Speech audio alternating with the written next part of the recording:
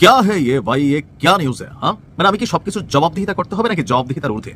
বাংলাদেশে নির্বাচনী প্রচারণায় তারেক রহমানের হাঁচি কাশি, মঞ্চে ওঠা, বাস থেকে নামা, এই সব বিষয়গুলো এমন ব্যাপক প্রচারণা পাচ্ছে, এমনকি তার মেয়ে জাইমা রহমান কখন তাকে বোতল খুলে পানি খেতে দিচ্ছেন, কখন তিনি সে পানি থেকে এক ঢোক খাচ্ছেন, এই সব বিষয়গুলো এমনভাবে উঠে আসছে যে গ্ল্যামারে পরিচিতিতে পিছিয়ে থাকার কারণে জামায়াতে ইসলামীর আমির ডাক্তার শফিকুর রহমানও এখন একটা নির্বাচনী বাস নিয়ে নির্বাচনী প্রচারণায় বের হওয়া শুরু করলেও সেভাবে মনোযোগ পাচ্ছেন না। দর্শক, বলছিলাম জামাতের আমিরের সঙ্গে ক্রিস্টেনসনের সাক্ষাৎ, এই সাক্ষাৎকারটা বেশ আলোচিত একটা ব্যাপার এবং খুবই গুরুত্বপূর্ণ ব্যাপার।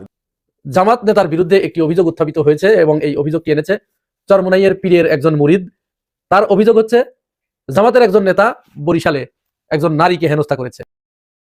বাংলাদেশে নির্বাচনী প্রচারণায় তারেক রহমানের হাঁচি কাশি, মঞ্চে ওঠা, বাস থেকে নামা, এই সব বিষয়গুলো এমন ব্যাপক প্রচারণা পাচ্ছে, এমনকি তার মেয়ে জাইমা রহমান কখন তাকে বোতল খুলে পানি খেতে দিচ্ছেন, কখন তিনি সে পানি থেকে এক ঢোক খাচ্ছেন, এই সব বিষয়গুলো এমনভাবে উঠে আসছে যে গ্ল্যামারে পরিচিতিতে পিছিয়ে থাকার কারণে জামায়াতে ইসলামীর আমির ডাক্তার শফিকুর রহমানও এখন একটা নির্বাচনী বাস নিয়ে নির্বাচনী প্রচারণায় বের হওয়া শুরু করলেও সেভাবে মনোযোগ পাচ্ছেন না। খুব স্বাভাবিক, কারণ তারেক রহমান দেশে ফেরার আগেই তারেক রহমানকে ভবিষ্যৎ প্রধানমন্ত্রী হিসেবে স্বাগত জানিয়ে সমর্থন জানিয়ে রেখেছেন বাংলাদেশের প্রথম আলো, ডেইলি স্টার সহ সকল সংবাদপত্রের শীর্ষস্থানীয় সম্পাদকেরা। কাজেই তারেক রহমান তার প্রচারণায় কোনোভাবে অন্য প্রার্থীদের থেকে পিছিয়ে থাকবেন তা ভাববার কোনো কারণ নেই। তারেক রহমান সম্প্রতি যে মন্তব্য করে ব্যাপক হাস্যরসের জন্ম দিয়েছেন এবং সামাজিক যোগাযোগ মাধ্যমে দাবানলের মতো তার যে উক্তিটি ছড়িয়ে পড়েছে এবং মিমের পর মিম তৈরি হচ্ছে, সেখানে তিনি বলেছেন যে তাদের হঠাৎ করে প্লেনে চড়ে পালিয়ে যাওয়ার কোনো জায়গা নেই। তারেক রহমান বলছেন তাই তাদের ভোটারদের মনে রাখতে হবে যে বিএনপি দেশে আছে, দেশেই থাকবে। মানে তারেক রহমান একেবারে বিস্মৃত হয়েছেন যে 17 বছরের বেশি সময় বাদে তিনি সবে 2024-এর 25শে ডিসেম্বর, মানে এই সবে এক মাস হলো তিনি সব পক্ষকে রাজি করিয়ে তবে দেশে ফেরার অনুমোদন পেয়েছেন। সেই অনুমোদন যে কবে চলে যায় আর কবে তাকে আবারও ফিরতি ফ্লাইটে বিদেশের উদ্দেশ্যে রওনা দিতে হয়, সে সময় তিনি সত্যি আবারও তার পুরনো আশ্রয় যুক্তরাজ্যে ফিরতে পারেন কিনা, নাকি তাকে সত্যি নতুন কোনো দেশে গিয়ে হাজির হতে হয়, এই সব অনিশ্চয়তার মধ্যে তারেক রহমান যে অন্যকে খোঁচাখুচি করে এমন কথা বলতে পারছেন আর ভাবছেন, বাংলাদেশের সব মানুষ ভুলে গেছে যে তিনি বিদেশে পালিয়ে যাওয়া বাংলাদেশের প্রথম রাজনীতিবিদ, যার মাধ্যমে বাংলাদেশে সেনাবাহিনীর কলকাঠি নাড়ার মাধ্যমে রাজনীতিবিদদের বিদেশে পাঠিয়ে দেওয়ার বিষয়টি শুরু হয়েছিল। তারেক রহমান সম্ভবত ভাবছেন যে এই যে এত জনপ্রিয়তা, এত ভালোবাসা, এসবের ফলে তিনি ভাবছেন যে ওই যে 17 বছর তিনি ছিলেন না, ব্যাপারটা মানুষের মাথা থেকে একদম চলে গেছে। মানুষ তাকেও ভাবছে যে 17 বছর তিনি রাজপথ দখল করে একটা মানে আন্দোলনের মধ্যে ছিলেন, এমন একজন নেতা হিসেবে তাকে গ্রহণ করেছেন, এমন কিছু হয়তো ভাবছেন। বাঙালি বিস্মৃতি প্রবণ জাতি, একথা তো বাংলাদেশের বহু বুদ্ধিজীবী, বাঙালি বুদ্ধিজীবীরা বারবার লিখেছেন। তারেক রহমান হয়তো তার উপর ভরসা করছেন।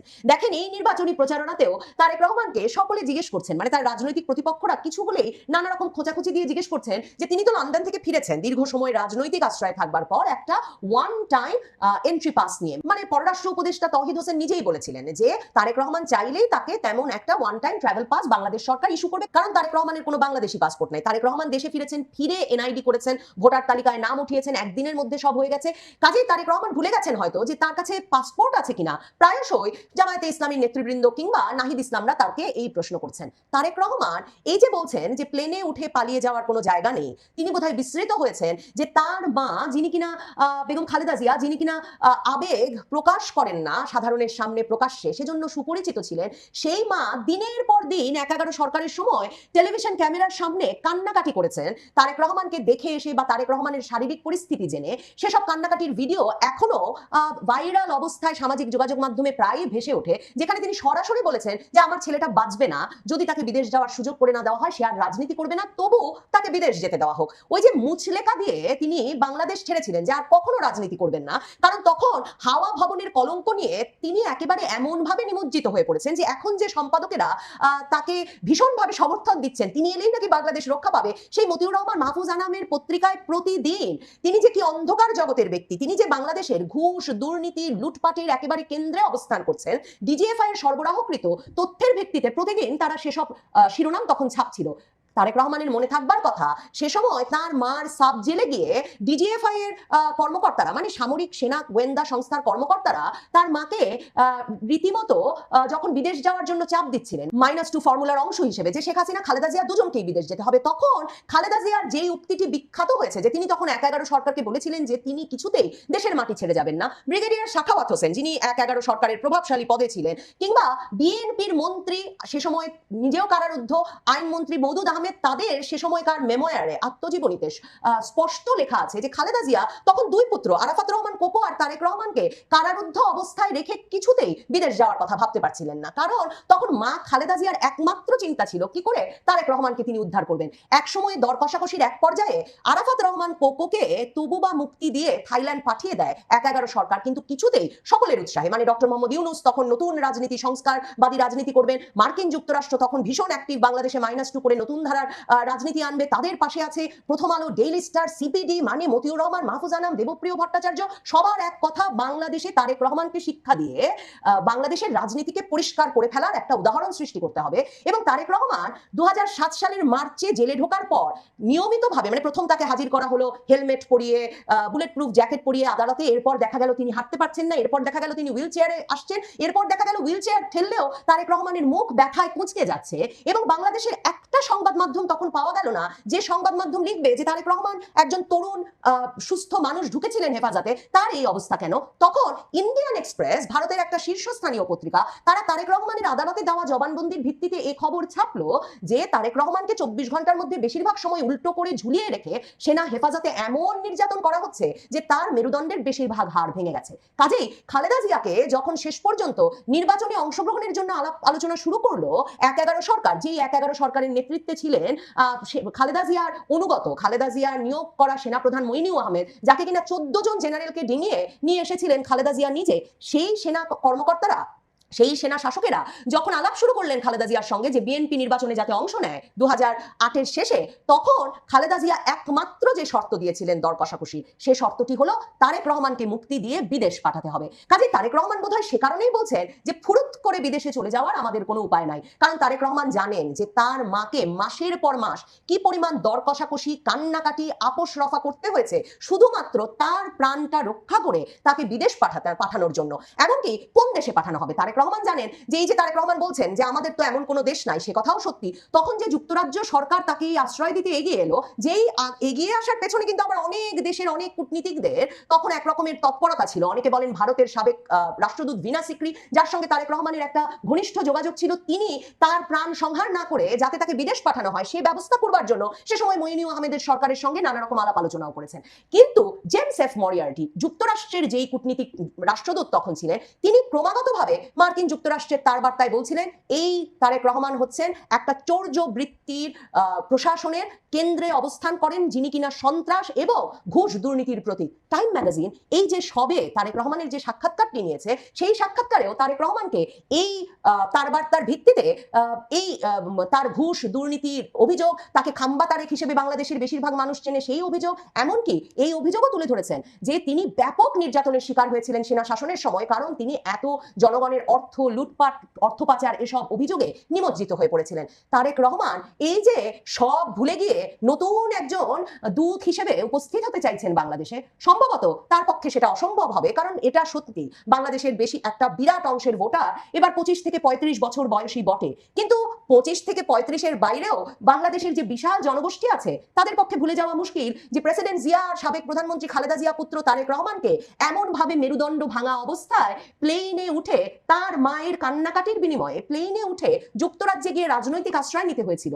এবং বাংলাদেশের সরকার পতনের পরেও, মানে শেখ হাসিনা সরকার পতনের পরেও 1 বছর 1.5 বছর সময়েও তিনি বাংলাদেশে ফিরতে পারেন নাই, কারণ কোন কোন জায়গায় জানি তিনি কথা দিয়ে গিয়েছিলেন, সেই সব জায়গায় তিনি তখনও বুঝ দিয়ে সারতে পারেন নাই যে তিনি ফিরবেন এবং তাদের সব কথা মেনে চলবেন। কাজেই জামায়াতে ইসলামী যেটা বলে, জামায়াতে ইসলামীর নায়েবে আমির এটিএম আজহারুল ইসলাম তারেক রহমান ফেরার আগে বলছিলেন যে তারেক রহমানের পক্ষে প্রধানমন্ত্রিত্বের গ্যারান্টি ছাড়া বাংলাদেশে ফেরা সম্ভব না। কে জানে তারেক রহমানকে কোন কোন পক্ষ গ্যারান্টি দিয়ে পাঠিয়েছেন, সেই গ্যারান্টি যদি শেষ মুহূর্তে পাল্টে যায়, যারা গ্যারান্টি দিয়েছেন তারা যদি সেই গ্যারান্টি মেনে না চলেন, তাহলে নিশ্চিত তারেক রহমানকে দেশ ছাড়তে হবে। তারেক রহমান জানেন যে এই যে সরকারি বাড়িতে 10 ফুট উঁচু কাঁটাতারের বিদ্যুতায়িত বেড়া তৈরি করে, টাইম ম্যাগাজিনে লিখছে, তিনি যে ব্যাপক নিরাপত্তায়, নিজস্ব দলীয় নিরাপত্তা, তার উপর সেনা নিরাপত্তা, পুলিশ নিরাপত্তায় প্রায় সরকার প্রধানের মর্যাদায় সারা বাংলাদেশ ঘুরে বেড়াচ্ছেন।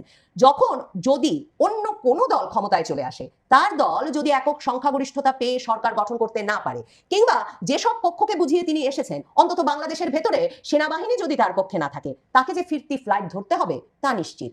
আর সেই ফিরতি ফ্লাইট ধরে কি সত্যি তিনি যুক্তরাজ্যে যেতে পারবেন এবার? সম্ভবত না, কারণ অনেকেই বলছেন রাজনৈতিক আশ্রয়ের পর সেই আশ্রয় রেখে আবারও যদি নিজের দেশে কেউ এই ট্রাভেল পাস নিয়ে ঢুকে এমন নিরাপদ জীবন কাটিয়ে ফেলতে পারে, ওই দেশে আর আশ্রয় জুটবে না। তাহলে দ্বিতীয়বার এবার যদি বিপদে পড়ে যান তারেক রহমান, কোন দেশে যাবে? দর্শক, বলছিলাম জামাতের আমিরের সঙ্গে ক্রিস্টেনসনের সাক্ষাৎ, এই সাক্ষাৎকারটা বেশ আলোচিত একটা ব্যাপার এবং খুবই গুরুত্বপূর্ণ ব্যাপার। গুরুত্বপূর্ণ ব্যাপার এই কারণেই, যখন মার্কিন কূটনীতিবিদের অডিও ফাঁস হচ্ছে, তারা জামাতকে বন্ধু হিসেবে পেতে চায়, নানা রকমের শর্ত দিচ্ছে জামাতকে, শরিয়া আইন বাস্তবায়ন করা যাবে না, বাস্তবায়ন করলে পরদিনই মার্কিন 100% ট্যারিফ চাপিয়ে দেওয়া হবে বাংলাদেশের ওপরে, সেই কারণে জামাত ইচ্ছা করলেও শরিয়া আইন বাস্তবায়ন করতে পারবে না, গতানুগতিক গণতান্ত্রিক পথেই তারা চলবে। এই যে প্রত্যাশা এবং এই প্রত্যাশা নিয়ে অডিও ফাঁস হয়ে যাওয়া, ওয়াশিংটন পোস্ট তাদের দেশেরই গণমাধ্যম এই ফাঁসটা করে দেওয়া, ব্যাপারগুলো অন্য ইঙ্গিত দিচ্ছিল। অন্য ইঙ্গিত মানে হচ্ছে যে অবশ্যই সেটা জামাতের জন্য পজিটিভ ইঙ্গিত, রাষ্ট্র ক্ষমতায় জামাতকে চাইছে আমেরিকা, এই ইঙ্গিতটাই দিচ্ছিল। গতকালকে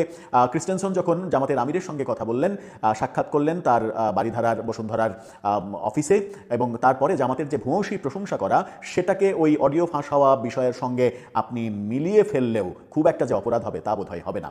কি বলছে গণমাধ্যম? 71 টিভির শিরোনামটাই দেখে নিন। তারা বলছে, গণতান্ত্রিক অগ্রযাত্রায় জামাতে ইসলামীর ভূয়সী প্রশংসা মার্কিন রাষ্ট্রদূতের। ভূয়সী প্রশংসা করেছেন জামাতের তিনি। বাংলাদেশের গণতান্ত্রিক অগ্রযাত্রা ও অর্থনৈতিক উন্নয়নে জামাত ইসলামীর ইতিবাচক ভূমিকার ভূয়সী প্রশংসা করেছেন ঢাকায় নিযুক্ত মার্কিন রাষ্ট্রদূত ব্রেন্ট ক্রিস্টেনসন। অর্থনৈতিক উন্নয়নে জামাতের প্রশংসা করছেন। অর্থনৈতিক কি উন্নয়ন করেছে জামাত? জামাত কি কখনো রাষ্ট্র ক্ষমতায় ছিল? 2001-এ যে জোট সরকারের সঙ্গে ছিল বিএনপির সঙ্গে, সেখানে 2 জন মাত্র মন্ত্রী ছিলেন। সেই মন্ত্রী 2 জন, একজন শিল্পমন্ত্রী, একজন সমাজ কল্যাণ মন্ত্রী। সেখানে অর্থনৈতিক মানে তার আগে পরে জামাত কখনো ক্ষমতায় থাকেনি। তো জামাত ক্ষমতাতেই থাকেনি যারা, তারা অর্থনৈতিক দিক থেকে ভূমিকা পালন করছে, এই কথা মার্কিন রাষ্ট্রদূত বলছেন। তার মানে এক ধরনের প্রেম তৈরি হয়েছে, এবং এই প্রেমটা সম্ভবত সেই দিকেই যাচ্ছে যে জামাতকেই ক্ষমতায় চাইছে মার্কিন কর্তৃপক্ষ। সকালে জামাত ইসলামীর আমির ডাক্তার শফিকুর রহমানের সঙ্গে সৌজন্য সাক্ষাৎ শেষে তিনি এই মন্তব্য করেছেন। দলীয় সূত্র বলছে, সাক্ষাৎকারটি অত্যন্ত আন্তরিক ও হৃদ্যতাপূর্ণ পরিবেশে সম্পন্ন হয়েছে। বৈঠকে তারা বাংলাদেশের বর্তমান রাজনৈতিক ও অর্থনৈতিক পরিস্থিতি, শিল্প বাণিজ্য, আগামী 12 ফেব্রুয়ারি অনুষ্ঠিতব্য জাতীয় সংসদ নির্বাচন, রাষ্ট্রীয় সংস্কার এবং রোহিঙ্গা ইস্যু সহ বিভিন্ন দ্বিপাক্ষিক বিষয় নিয়ে বিস্তারিত মতবিনিময় করেন। বৈঠক শেষে উভয় পক্ষ আশাবাদ ব্যক্ত করেন যে ভবিষ্যতে 2 দেশের দ্বিপাক্ষিক সম্পর্ক আরও জোরদার হবে। মার্কিন রাষ্ট্রদূতের সঙ্গে এই সফরে ছিলেন দূতাবাসের political economic consular Eric Gilman, public officer Monica L Shie, political officer James Stewart ও পলিটিক্যাল স্পেশালিস্ট ফিরোজ আহমেদ। অন্যদিকে জামাত আমিরের সঙ্গে ছিলেন সহকারী সেক্রেটারি জেনারেল। এই যে মিটিং হলো, এবং মিটিংয়ে মার্কিন রাষ্ট্রদূত তিনি বললেন, জামাতের ভূয়সী প্রশংসা করলেন এবং জামাতের গণতান্ত্রিক অগ্রযাত্রা এবং অর্থনৈতিক উন্নয়নে জামাত ইসলামের ভূমিকা নিয়ে যখন কথা বললেন, যে দলটা রাষ্ট্র ক্ষমতাতেই যায়নি কখনো, তারা অর্থনৈতিক উন্নয়ন বাংলাদেশে কিভাবে করেছে, নাকি ওই জামাতের লোকজন যে কথাটা আলোচনা হচ্ছে যে জামাতকে আমেরিকার পছন্দ এই কারণেই যে জামাতের ম্যাক্সিমাম নেতা উচ্চশিক্ষিত এবং তারা ব্যবসা বান্ধব, ব্যবসাটা ভালো বোঝে। যারা ব্যবসা ভালো বোঝে তাদের সঙ্গে যে কোনো বড় দেশেরই কাজ করতে সুবিধা হয়। সেই দিক থেকে ব্যবসায়ী যেহেতু জামাতের নেতারা অনেকেই, এবং বাংলাদেশে অনেক বড় বড় প্রতিষ্ঠান রয়েছে জামাতের ব্যবসায়ীদের, সেই কারণেই কি অর্থনৈতিক উন্নয়নে ভূমিকার কথা বলছেন ব্রেন্ট ক্রিস্টেনসন, নাকি তিনি মানে ভুলেই গেছেন যে এই দলটি কখনো বাংলাদেশের রাষ্ট্র ক্ষমতায় যায়নি, রাষ্ট্র ক্ষমতায় না গেলে অর্থনৈতিক উন্নয়ন করা দেশের কোনো রাজনৈতিক দলের পক্ষে সম্ভব কিনা? আমি জানি না কিভাবে কি করলেন। তবে ওয়াশিংটন পোস্টের ওই লিক হওয়া যে অডিও, সেই অডিও যে বার্তা দিচ্ছে, সেই বার্তা অনুযায়ী পরবর্তী প্রেক্ষাপটগুলো চলছে বলেই মনে হচ্ছে। এদিকে ভারত বার্তা দিচ্ছে বিএনপির পক্ষে, বিএনপিকে তারা পরবর্তীতে ক্ষমতায় চায় এবং তারেক রহমানের নেতৃত্বে বাংলাদেশের সঙ্গে নতুন করে সম্পর্ক তৈরি করতে চায় তারা। এরকম বার্তা যখন ভারত থেকে দিচ্ছে, তখন আমেরিকার বার্তাটা একেবারেই ভিন্ন, এবং ভারত আমেরিকা 2 দেশের বার্তা যদি ভিন্ন হয়, সেটা বাংলাদেশের জন্য খুব একটা সুখকর হবে বলে মনে হয় না। দর্শক, আপনার কি মনে হয়? কিছু কি বোঝা যাচ্ছে? আপনার মতামত জানিয়ে লিখতে পারেন আমাদের কমেন্ট বক্সে।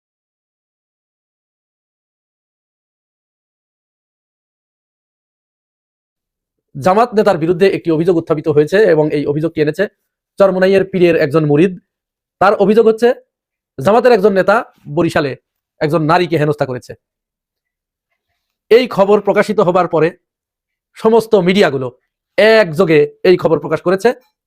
যদিও তার বিপরীতে তখন প্রচন্ডভাবে শোরগোল চলছিল দেশে শ্রীবর্দী উপজেলার জামাতের সেক্রেটারি রেজাউল করিমকে হত্যার বিষয়, এবং সারা দেশে বিএনপি প্রায় 30টি স্পটে একাধিক মা এবং নারীকে হেনস্থা করেছে, তাদের পেটের উপরে লাথি মেরেছে, তাদেরকে হিজাব ধরে টানাটানি করেছে, অশ্লীল গালিগালাজ এসব তো আছেই। এইটা থেকে মূলত বিএনপিকে একটু রেস্কিউ দেওয়ার জন্য ওই ঘটনা, এখানে দারুণ একটা ইন্টারেস্টিং বিষয় আছে, সেই বিষয়টি আমি আসবো। তার আগে জামাত নেতা রেজাউল করিমকে হত্যার পরে যে ঘটনাটি বিএনপি সেখানে ঘটিয়েছে সেই বিষয়ে দুই একটি কথা বলে তারপরে ওইখানে আমরা চলে যাচ্ছি। রেজাউল করিমকে হত্যার পরে আপনারা জানেন বিএনপি চরম একটা নোংরা খেলায় মেতে উঠেছিল। মুহূর্তের ভিতরে তারা একটি মিথ্যা বয়ান প্রচার করার চেষ্টা করে, মিডিয়াদের দিয়ে সেটা বলায়। তারপরে তো এখন ওই যে আগেই বলেছি, এখন তো সামাজিক যোগাযোগ মাধ্যমের দিন, প্রত্যেকের হাতে হাতে ফোন। এইখানে মিডিয়ার ভাত আস্তে আস্তে মরে যাবে, এবং আপনারা যদি সজাগ থাকেন তাহলে এই যে বাংলাদেশের যে অসভ্য ইতর মিডিয়াগুলো আছে এদের ভাত মরে যাবে। এই মিডিয়াগুলোই বাংলাদেশকে ধ্বংসের মূল কারিগর। শেখ হাসিনাকে দিয়ে তারা বাংলাদেশকে ধ্বংস করেছিল 17 বছর ধরে, এখন আবার তারেক রহমানকে দিয়ে বাংলাদেশকে ধ্বংস করবে। এরা এত বড় নিকৃষ্ট, এই নিকৃষ্টগুলো কোনো মতো অবস্থায় চায় না বাংলাদেশ ভালোভাবে চলুক এবং বাংলাদেশ থেকে চুরি দুর্নীতি লুটপাট এগুলো বন্ধ হোক। কারণ এই মিডিয়া হাউসগুলোই চুরি দুর্নীতি লুটপাটের টাকা পয়সাই টিকে থাকে, যার কারণে যারা চাঁদাবাজি করে, যারা লুটপাট করে, যারা দুর্নীতি করে, এরাই তাদের কাছে ভালো। আর জামাত ইসলাম ক্ষমতায় আসলে চুরি লুটপাট দুর্নীতি চাঁদাবাজি এগুলো বন্ধ হয়ে যাবে, ওদের ধান্দা বন্ধ হয়ে যাবে। এই জন্য তারা জামাত ইসলাম যাতে ক্ষমতায় না আসতে পারে এর জন্য যত ধরনের পরিকল্পনা আছে, যত ধরনের সাপোর্ট দরকার সব বিএনপিকে দিচ্ছে। যাই হোক, ওইখানে যে ঘটনাটি তারা ঘটিয়েছে রেজাউল করিমকে হত্যা করার পরে আজকে সারাদিন ধরে তারা প্রথম যে নিউজটি প্রথমে ছাড়ার চেষ্টা করেছিল যে জামাত সেখানে প্রথমে হামলা করেছিল। তো জামাত যদি হামলা করে থাকে, আমি মেনে নিলাম, তর্কের খাতিরে আমি ধরে নিলাম জামাত হামলা করেছিল। আচ্ছা, কেউ যদি আমাকে একটা থাপ্পড় মারে, বিনিময়ে আমি তাকে হত্যা করবো নাকি বড় জোর আমি তাকে হয় 2টা থাপ্পড় দিতে পারি? আমার যদি খুব বেশি হেডম শক্তি বা ইয়ে থাকে তাহলে আমি 2টা থাপ্পড় দিতে পারি, কিন্তু আমি যখন তাকে হত্যা করে ফেলবো তখন তো আমি আর মানুষ না, আমি অমানুষ, আমি পশু। এটাই তো প্রমাণ হয় নাকি? আচ্ছা, এইটা যখন ঢোপে টিকলো না, যখন মানুষ তাদেরকে সামাজিক যোগাযোগ মাধ্যমেই তাদেরকে প্রবলভাবে আক্রমণ করে বসলো যে এটা মিথ্যা, এরপরে তারা একটি কার্ড খেলা শুরু করলো যে জামাত ইসলাম বিএনপির প্রার্থী জামাতের প্রার্থীকে জড়িয়ে ধরে পায়ে পর্যন্ত পড়েছে। এই ভিডিও তারা ভাইরাল করার চেষ্টা করেছে। তো এই ভিডিও তো আমরা দেখেছি। এখানে বাদল পরিষ্কার করে বলেছে যে আপনি আমাকে এখান থেকে পালিয়ে চলে যেতে বলছেন, আমার এই কর্মী বাহিনী, এই যে এতগুলো কর্মী বাহিনী এখানে, আমি কি তাদেরকে অরক্ষিত অবস্থায় ফেলে আমাকে পালিয়ে চলে যেতে বলছেন? আপনি আপনার লোকগুলোকে সরাই দেন, আমরা নিরাপদে বের হয়ে যাই। 16 সেকেন্ডের একটা কাটপিস তারা প্রচার করেছে যে বিএনপির প্রার্থী জামাতের নেতাকে পায়ে জড়িয়ে ধরেছে, তারপরেও সে কর্ণপাত করে নাই, সে ওই দিক দিয়েই যাবে, যার কারণে গ্যাঞ্জামের সূত্রপাত হয়েছে। এখানে আমরা আরো একটি কথা বলে রাখতে চাই, এই ঘটনার প্রায় 4 ঘন্টা কিন্তু জামাতের প্রার্থীদেরকে এবং তার নেতাকর্মীদেরকে একটা ফাঁকা রাস্তায় তারা আটকিয়ে রেখেছিল। তারা সেখান থেকে তাদের, এবং পরিষ্কার আমরা শুনতে পেয়েছি সেনাবাহিনী এবং পুলিশের একজন ওসি বলছে আমরা আপনাকে নিরাপত্তা দিতে পারবো না। তোমরা নিরাপত্তা দিতে পারবে না, তোমরা আঙ্গুল চোষো। এবং পুলিশের ওই কর্মকর্তা বলছে নেতাকে যে আমরা আপনাকে প্রয়োজনে গাড়িতে করে নিয়ে যাচ্ছি। তখন জামাতের নেতা পরিষ্কার করে বলেছেন যে আপনি আমাকে নিরাপত্তা দিচ্ছেন, আমার জীবনের চেয়ে হাজার হাজার গুণ বেশি মূল্যবান আমার এই পিছনে যে সমস্ত নেতাকর্মী আছে তারা। এইটা যখন ঢোপে টেকে নাই, সর্বশেষ তারা যে নিকৃষ্টতম কাজটি করেছে, ভাই নিকৃষ্ট কাজ করলে তার ধরা পড়তেই হবে, মিথ্যা কথা এটা স্থায়ী হয় না। সর্বশেষ সাইফুল ইসলাম যুবদলের নেতা ওই শ্রীবর্দীর কি করলো, বললো যে প্রচার করা শুরু করলো যে সাইফুল ইসলামকে হত্যা করেছে জামাত ইসলাম, সাইফুল ইসলাম নিহত হয়েছে। এই সংঘর্ষে সাইফুল ইসলাম গুরুতর আহত হয়েছিল, সে এখন নিহত হয়েছে। উদ্দেশ্য ছিল কি? উদ্দেশ্য ছিল জামাতকে যে হত্যা করেছে ওইটাকে একটু মোকাবেলা করা, এবং মিডিয়া এটা প্রচার করতে যাচ্ছিল, কিছু কিছু মিডিয়া প্রচার করাও শুরু করেছিল যে জামাতের হামলায় সেখানে একজন বিএনপির নেতা নিহত হয়েছে। অথচ আগে কিন্তু প্রত্যেকবার নিউজ করেছে, কেউ সবাই করে নাই, এড়িয়ে গেছে, ব্ল্যাক আউট করে দিয়েছে, কেউ নিউজ করেছে যে বিএনপি জামাত সংঘর্ষে একজন নিহত। এই হচ্ছে মিডিয়ার ধরন। এরপরে ওদের মুখে চুনকালি দিয়ে সাইফুল ইসলাম যুবদলের ওই নেতা তিনি লাইভে চলে আসলেন, এবং লাইভে এসে তিনি বললেন আমি মারা যাই নাই, দয়া করে আপনারা আমাকে মেরে ফেলবেন না, মরার আগেই আমাকে মেরে ফেলবেন না, আমি সুস্থ আছি, ভালো আছি। শুনুন তার লাইভ। মোহাম্মদ সাইফুল ইসলাম, জুনাইগাতি ইউনিয়ন যুবদলের যুগ্ম আহ্বায়ক।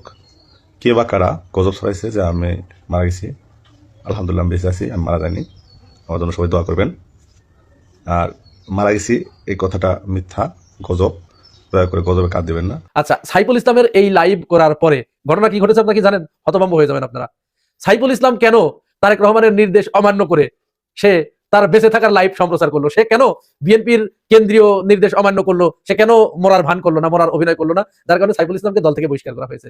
ও খোদা, আমাকে উঠিয়ে নাও তোমার কাছে এই বিএনপিকে দেখার আগে। শুধু ওইখানেই নয়, বিএনপির হাতে এই একই দিনে গতকাল কুমিল্লাতেও তারা নিজেরা চাঁদার টাকা ভাগাভাগি করে একজন বৃদ্ধকে কুপিয়ে হত্যা করেছে। গতকালই ওই রেজাউল করিমের নিহত হবার কারণে ওই খবরটি আসে নাই। এই নিয়ে 5 আগস্টের পরে বিএনপির হাতে 220 জন নিহত হলো। এই হচ্ছে বিএনপি। আর ছাত্র দলের হাতে একজন তেজগাঁও কলেজের শামীম হত্যা করেছে এদের। এবার চলুন আমরা একটু চরমোনাইয়ের পীরের কাছে যাই। চরমোনাইয়ের পীরের মুরিদ, একজন মুরিদ, সে একটা ভিডিও ভাইরাল করে দিল যে জামাত নেতা নারীকে হেনস্থা করেছে। এর একটা ক্লিপ আমাদের হাতে এসেছে, যেখানে পরিষ্কার দেখা যাচ্ছে যে না, যে লেবাসধারী এই নিউজটা প্রচার করেছে সে মূলত বিএনপির কাছ থেকে টাকা খেয়েছে।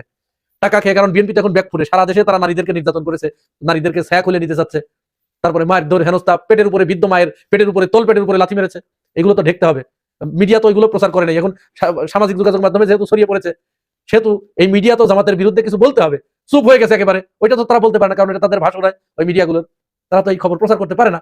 তখন ওই চরমোনাইয়ের ওই মুরিদটাকে, ওই লেবাসধারীকে, ওই শয়তানকে টাকা দিয়েছে বিএনপি। একজন বিএনপির চরমোনাইয়ের একজন মুরিদ, সে বিএনপি করে, ওই জায়গায় তো বলেছি চরমোনাইয়ের ব্যবসাটা আছে মুরিদ ব্যবসা।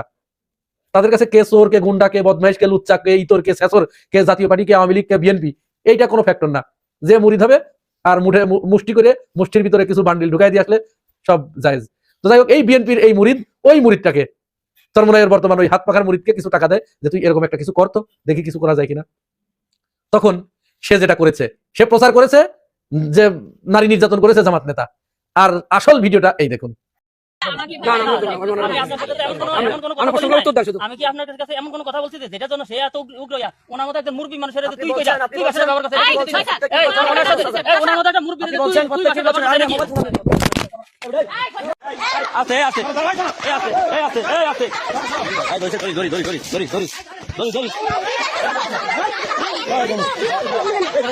আপনারা কি বুঝতে পারছেন খেলা কোন লেভেলে চলছে, কোন দিকের পানি কোন দিকে গড়াচ্ছে? সর্বশেষ এইগুলো দেখার পরে, বিএনপির এই নষ্টামো, এই ভ্রষ্টামো দেখার পরে, বিভিন্ন জায়গায় বিএনপিকে ছেড়ে, বিএনপিকে বয়কট করে, বিএনপিকে বাদ দিয়ে, ওদেরকে ঘৃণা করে, যারা একটু মনুষ্যত্ব যাদের ভিতরে আছে, যারা মানুষ আর কি, এই মানুষগুলো জামাত ইসলামে যোগদান করছে। এর ভিতর সবচেয়ে ইন্টারেস্টিং যেটা হয়েছে, পটুয়াখালীর এক বিএনপি নেতা, সে এই যে এতদিন ধরে সে বিএনপি করেছে, তার গায়ে যে পাপ জড়ো হয়েছিল, সেই পাপ ধোয়ার জন্য 50 কেজি দুধ কিনে সেই দুধ দিয়ে গোসল করে জামাতে যোগদান করেছে। এই দেখুন তার ভিডিও। দুধ দিয়ে গোসল করে, 50 কেজি দুধ দিয়ে গোসল করে জামাতে যোগদান করেছেন এবং তিনি এই গোসল করিয়েছেন পটুয়াখালী বাউফল আসনের জামাতের মনোনীত প্রার্থী ডক্টর শফিকুল ইসলাম মাসুদ। সুতরাং বিএনপির এখনো সময় আছে। বিএনপি যদি সোজা পথে না হাঁটে, তাহলে হয়তো বাংলার জনগণই বিএনপিকে সোজা পথ দেখিয়ে দেবে।